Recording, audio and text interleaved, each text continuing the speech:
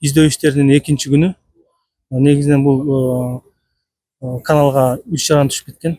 Ошонун экинчиси табылды бүгүн. Бул иш чарага жалпысынан өзгөчө кырдаалдар министрлигинен 90 куткаруучу, милиция кызматкеринен 30 кызматкер, шаардык жарандык коргонуу кызматынан 30 кызматкер тартылган, жалпысынан 150. Бул иш чарага өзгөчө кырдаалдар министри генерал-лейтенант Тажикеев Бойбек Эргешев өзү көзөмөлдөп, өзүнүн берген тапшырмасынын негизинде бүгүн издөө иш чаралары жүргүзүүдө. 9-дан 52 мүнөт өткөндө ушул ортолуктан экинчи адамдын жансыз денеси табылып, суудан чыгарылып, милиция кызматкерлерине өткөзүлүп берилди. Кыйынчылыктар бул жерде болгону күндүн сууктугу. Биз ошого карабай биз ага даярбыз. Өзүнүн гидрокостюмдары да ошого ылайыкталган.